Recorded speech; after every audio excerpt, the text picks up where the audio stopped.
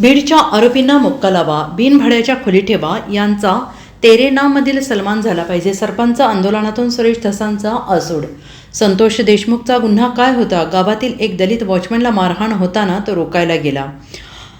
खंडणी मागणाऱ्यांना विरोध केला म्हणून त्याची निर्घृण हत्या केल्याचा आरोप भाजपचे आमदार सुरेश धस यांनी केला आहे.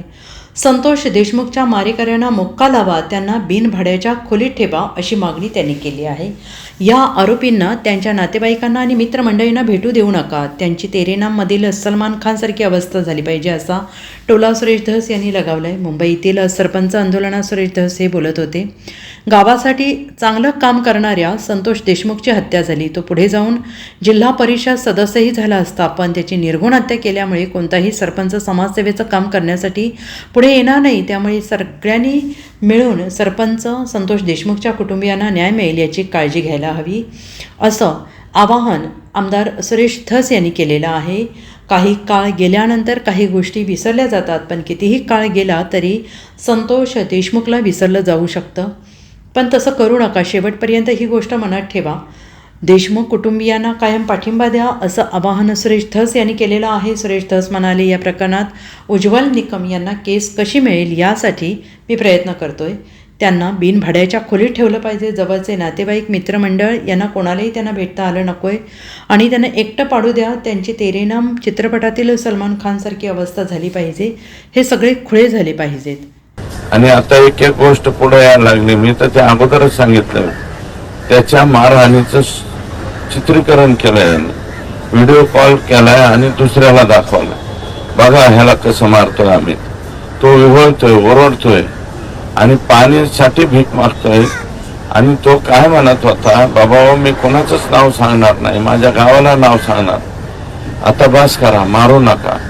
तरी सुद्धा वरून मारत होती. या लोकांना हे किती बेभान झाले होते मारणारे.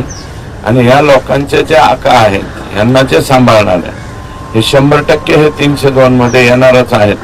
तुम्ही आम्ही म्हणलं नाही म्हणलं तरी बी ऑटोमॅटिक येणार आहे. जे येणार आहेत ते 302 मध्ये घेतले पाहिजे. यांना मोका लागला पाहिजे.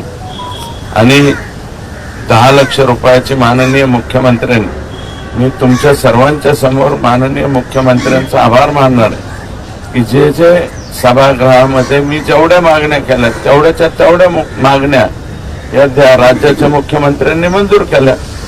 एक मी पहिली मागणी केली होती की याला कोणालाही सोडलं नाही पाहिजे. त्यांनी स्पष्ट सांगितलं यात कोणालाही सोडणार. SIT स्थापन केली पाहिजे. IG लेवलची SIT स्थापन केली. 10 लाख रुपयाची मदत केली पाहिजे. ती 10 लाख रुपयाची मदत त्यांनी त्या ठिकाणी केलेली आहे. ठीक आहे, तुमचं म्हणणं आहे तर आम्ही त्याच्यामध्ये आणखी वाढ करण्याच्या संदर्भामध्ये मुख्यमंत्र्यांशी बोलू. आणि महत्त्वाचं काय की अशा केसेस मला स्वतःला अनुभव आहे की आता आपण फार रोषात आहोत, रागात आहोत, पण कालाय तस्मय नमः. काळ काही गेल्याच्या नंतर गोष्टी विसरल्या जातात. तर माझं एकच म्हणणं इथं आलेलं सगळ्या सरपंचांना, कितीही कालावधी जाऊ द्या, संतोष देशमुखला तुमच्या मनात न विसरू नका. एवढीच माझी प्रामाणिक प्रार्थना तुम्हाला सगळ्यांना. मनातून विसरू नका. ती केस जशी जशी जशी पुढे जाईल तसं तसं ही जी आक्रमकता अक्षी आहे, ही आक्रमकता अशीच राहू द्या आणि संतोषच्या कुटुंबियाच्या बरोबर राहण्याची मानसिकता ठेवा. Bureau report SBN Marathi, Mumbai.